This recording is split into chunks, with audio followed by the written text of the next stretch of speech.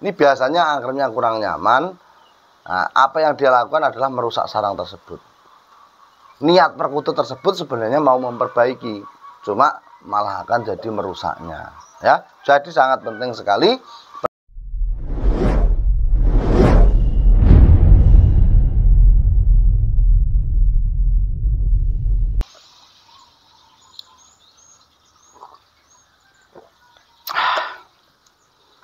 Bismillahirrahmanirrahim. Assalamualaikum warahmatullahi wabarakatuh. Alhamdulillah ketemu lagi dengan Nabi. Kali ini kita mau membahas tentang persiapan untuk perkutut produkan kita. Jadi ketika perkutut itu sudah kawin mau produksi, apa saja yang harus disiapkan ya. Perkutut harus ngendok, yang disiapnya apa ae. Yo, kita bahas bersama-sama karena kurangnya persiapan akan menentukan kualitas produksi perkutut kita. Yang belum subscribe channel ini silahkan subscribe, nyalakan lonceng untuk terus mendapat pemberitahuan terbaru dari Hanawi. Terima kasih. Yang pertama tentunya yang harus kita siapkan adalah sarang. Nah, sarang seperti yang di tempat saya ya, ini saya pakai rotan. Nah, untuk teman-teman bisa pakai apa saja monggo. Intinya jangan ditanyakan lagi. Karena yang paham betul dengan perkutut Anda ya Anda sendiri. Ya, Anda mau pakai damen monggo, pakai yang dari atom sekarang kan ada, monggo. Anda mau pakai lidi ya boleh, terserah. Mau pakai besek juga monggo. Intinya bagaimana perkutut Anda nyaman, disitulah sarang terbaik di tempat Anda. Oke, yang pertama itu. Yang kedua yang harus kita siapkan adalah memancing naluri alam perkutut kita ya.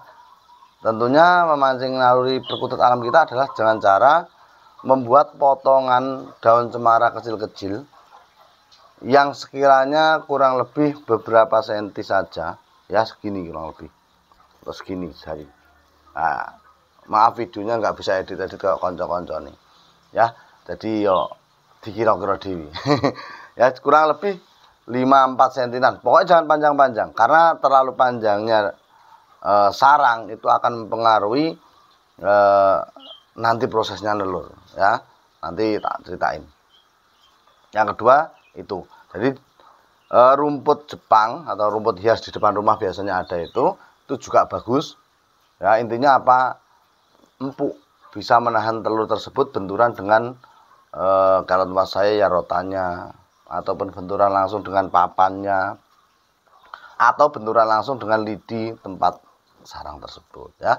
Jadi fungsi dari daun cemara ini ataupun rumput ini untuk melindungi telur dari benturan indukan ketika diengrami ya. Jadi tidak benturan langsung ke ke rotannya ataupun ke alas sarang tadi. Nah, dengan taburan di bawah teman. Dan yang kedua, kalau ini pakai rotan seperti saya, usahakan di atas sana, di sarang sana juga sudah kita kasih ya, sudah kita kasih dengan baik mungkin, sepadat mungkin. Kalau daun cemara jangan sampai ngonggrong. Kalau ngonggrong nanti bahaya juga. Bahayanya apa? Nanti saya jelaskan ya. Jadi di atas itu dibuat dari daun cemara sepadat mungkin. Setelah itu baru ditabur daun cemara di bawahnya. Nah, Mas sudah ada di atas pelindungnya, sudah ada daun cemaranya, sudah rapat. Kenapa harus ditabur lagi?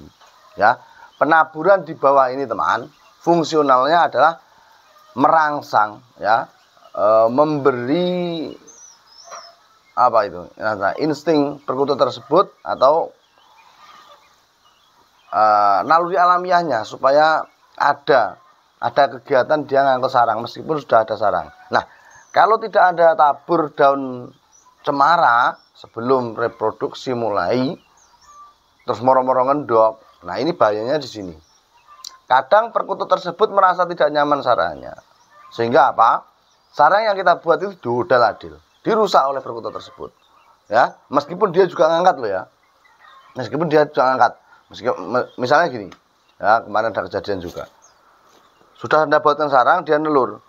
Nah, tidak Anda tabur dulu. Ini buat pemula saja. Kalau sudah ahli nggak usah nonton. Ini dia angkremnya tidak nyaman teman, kadang kurang gimana tapi kurang pas lah menurut perkutut tersebut. Tapi ada kalanya juga yang nyaman. Ini yang kita bahas yang tidak nyaman saja. Nah, ini resikonya apa? Ketika kita tidak tabur, dia angkrem di sarang yang kita buatkan, naluri alamiahnya dari awal dia angkrem nggak ada. Ini biasanya angkremnya kurang nyaman. Nah, apa yang dia lakukan adalah merusak sarang tersebut. Niat perkutut tersebut sebenarnya mau memperbaiki, cuma malah akan jadi merusaknya. Ya, jadi sangat penting sekali penaburan daun cemara potongan tadi ataupun rumput hias di depan rumah kita yang kita potong kecil-kecil. Sangat berguna sekali untuk melampiaskan lah ya, melampiaskan naluri alamiah perkutut tersebut membuat sarang. Sehingga ketika dia angkrem nyaman karena dia merasa sarang itu buatannya dia sendiri. Meskipun kita sudah memodifikasi sarang di atas tadi. Paham ya sampai sini? Nah, kenapa pembuatan sarang di atas itu harus padat? Kenapa potongan di bawah itu harus kecil-kecil? Itu karena satu alasan, yaitu apa? Ketika kita membuat sarang di atas itu kurang padat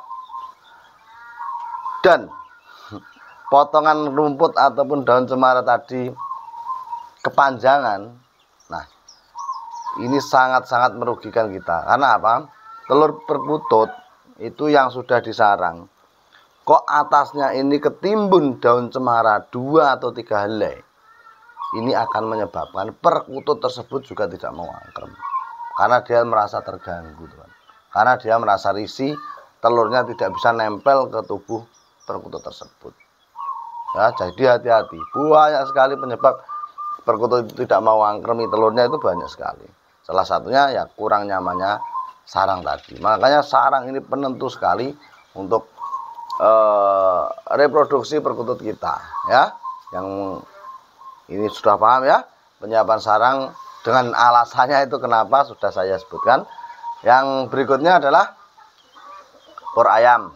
Ya, pur ayam ini tentunya penyiapannya tidak selesai kawin, tapi dia dari sebelum kawin sudah ada. Nah, saran saya seperti yang saya sampaikan dulu, ketika perkutut Anda sudah posisi kawin dan produksi, ya, ataupun sudah kawin ataupun persiapan, ini pur ayam jangan sampai telat. Kalau posisi sudah kelihatan birahi loh ya, birahinya sempurna, sudah mulai kawin workwear, pur ayamnya jangan sampai telat. Meskipun makanan utama millet juga harus ada, cuma pur ayam ini juga harus ada. Pur ayamnya apa, Mas? Pur ayamnya ya yang menurut Anda bagus saja. Kalau saya sudah saya bilang pakai K129 ya. Kalau Anda di wilayah Anda nggak ada, ya Anda pakai BR saja pertumbuhan. Intinya saya pakai pur pertumbuhan, teman ya, bukan pur petelur, bukan. Kalau Anda mau pakai pur petelur, monggo silakan ya. Itu hak Anda. Intinya pakan pur ayam ini sebagai penambahan nutrisi, penambahan protein untuk perkutut kita. Jadi orang kok makan millet nyel. Kalau perkutut kita makan millet nyel, teman, yes produk, cuma bisa produk mungkin bisa. Cuma untuk daya tahan tubuh kelanjutannya kurang bagus, ya. Tadi terus Anda bilang, di sana Mas San, ternak nggak pakai pur ayam jadi, ya. Ternak nggak pakai seperti yang Mas San bilang jadi. Oh enggak, silahkan pakai yang mana silahkan Anda, itu hak Anda. Cuma saya bilang, kalau perkutut Anda itu tanda ternak, cuma makan millet saja, nggak makan makanan protein yang lain, ya saya kira tidak akan tahan banting, ya. Karena perkutut produksi itu membutuhkan tenaga yang luar biasa, membutuhkan protein yang luar biasa, seperti halnya orang mengandung, ya. Jadi membutuhkan asupan makanan yang luar biasa. Makanya saya bilang pur ayam ini adalah solusi terbaik untuk ternak perkutut. Jadi indukan saya dari 5 tahun yang lalu masih produk sampai sekarang, ya. Masih produk bagus sampai sekarang. Itu kemarin baru saya pindah kandang karena telurnya pecah. Saya pindah ke kandang yang lebih bagus lagi. Ada indukan udan mas, saya silang dengan Muhammad Jopait. Sampai sekarang masih produk. Ya, padahal itu kalau dihitung produknya sudah mungkin 60-an kali lebih mungkin. alhamdulillah masih produk. Itu mau saya maksimalkan sampai berapa tahun yang akan datang, sehingga saya bisa menilai perkutut itu kuat produksi sampai berapa, 100 kali, 100 lebih. Nah ini nanti jadi eksperimen kita ke depannya ya. Jadi sekali lagi saya ngomong pengalaman dan ilmu yang saya dapat ya, jadi tidak asal ngomong ya. Channel ini membahas sesuatu pengalaman saya ya. Kalaupun ada yang bukan dari pengalaman saya ya, saya katakan apa adanya. Oke, jadi persiapan perkutut mau nelur itu yang saya sampaikan dari awal sampai sekarang ini. Nah, untuk penutupannya teman, penutup itu cukup di sekitar sarang saja, nggak usah ditutup lainnya ya. Kalau saya loh ya, jadi tutup mubeng ini seperti di kandang-kandang ternak saya yang Anda lihat, bisa Anda cek di beranda. Kandang-kandang saya itu yang saya tutup atas itu adalah posisi di mana perkutut tersebut angkrem.